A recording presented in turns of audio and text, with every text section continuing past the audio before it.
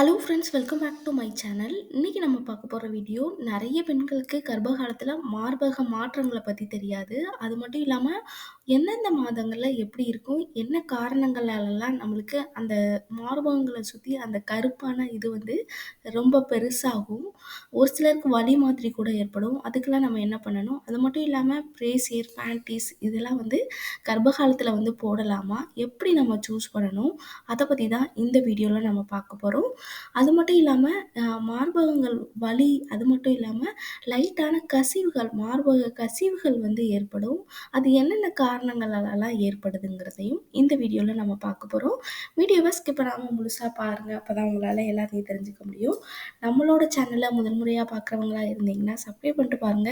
அப்பதான் நான் போடுற யூஸ்ஃபுல்லான வீடியோ உங்களுக்கு நோட்டிஃபிகேஷனா வரும்.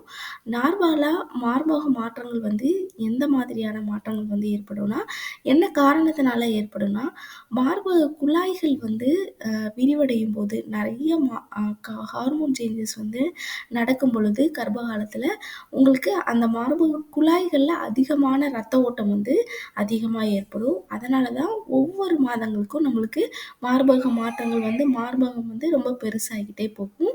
அது ரொம்பவே இயல்பான ஒண்ணு தான். ஒரு சிலருக்கு அந்த கருப்பு நிறம்னு சொல்லுவாங்க. அந்த இத அது ரொம்ப அரிக்கிற மாதிரி இருக்கும். ஏன்னா, ரத்த ஓட்டம் வந்து ரொம்ப அதிகமாகும் பொழுது, நம்மளுக்கு அந்த இடத்துல ரொம்ப அதிகமா அரிப்பு மாதிரி ஏற்படும். ரொம்ப சொரியிறதோ அந்த மாதிரி இல்லாம, நல்லா சுடு தண்ணி வச்சு நல்லா ஒரு சின்னதா நல்லா உங்களால எந்த அளவு சூடு தாங்க முடியுமோ, நல்லா வாஷ் பண்ணிட்டு, நல்லா சாஃப்ட்டான கிளாத் வச்சு தொடச்சாலே போதுமானது. ரொம்ப ஒரு சிலர் போட்டு அப்படியே இது பண்ணுவாங்க. அப்படிலாம் பண்ணாதீங்க. அப்படியே இல்லாட்டி நார்மலா தேங்காய் எண்ணெய் கூட வைக்கலாம்.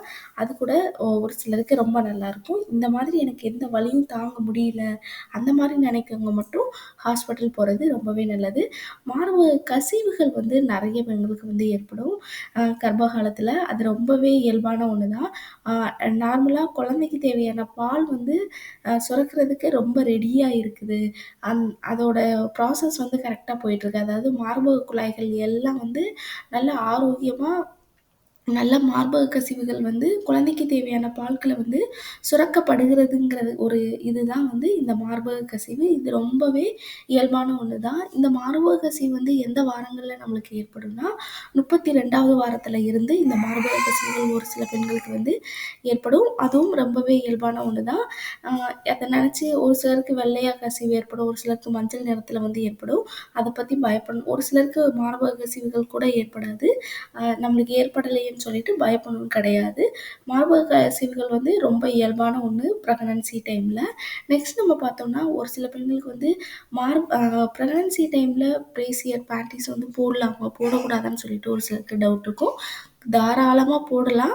அதுவும் பிரேசியர் வந்து கண்டிப்பா போடணும். என்ன காரணம்னா, நம்மளோட மார்பகங்கள் வந்து ரொம்ப கீழ இழுக்க ஆரம்பிச்சுரும்.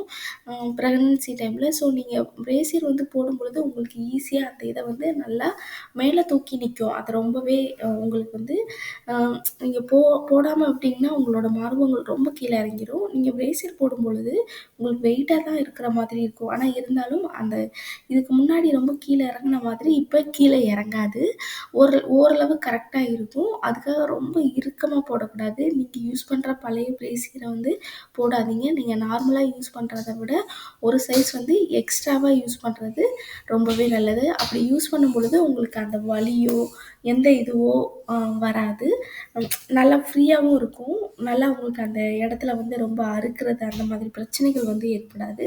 ரொம்ப இறுக்கமா போட்டீங்கன்னா, உங்களுக்கு கண்டிப்பா வந்து ரொம்ப நார்மலா போடுற இப்ப 32 சைஸே வந்து பிரெக்னன்சி டைம்லயே நீங்க போடும்பொழுது, உங்களுக்கு ரொம்ப இருக்கும். நெஞ்சு வலி கூட ஒரு சில பெண்களுக்கு வந்து வரும். ஏன்னா நீங்க 2 மார்பகங்கள வந்து ரொம்ப அழுத்தும் பொழுது. நெக்ஸ்ட் நம்ம பார்த்தோம்னா, பிரெக்னன்சி டைம்ல பேண்டீஸ் வந்து போடலாமா? போடக்கூடாதான்னு சொல்லிட்டு ஒரு சிலருக்கு டவுட் இருக்கும். பிரெக்னன்சி டைம்ல பேண்டீஸ் வந்து தாராளமா போடலாம். ஆனா நம்ம அடிக்கடி யூரின் போறதுனால ரொம்ப ஈரமாயிடும். அ அதையே நீங்க ஈரமாகறதையே நீங்க தொடர்ந்து போடும்பொழுது, அந்த 2 சைடு தொடையிலயும் வந்து புண்ணு வந்து ஏற்படும். அதனால ரொம்ப ஈரமாயிடுச்சுன்னா, ஒரு நாளைக்கு 2 அல்லது 3 கூட நீங்க சேஞ்ச் பண்ணிக்கோ சேஞ்ச் பண்ணிக்கோங்க. போடணும்னாலும் போடலாம்.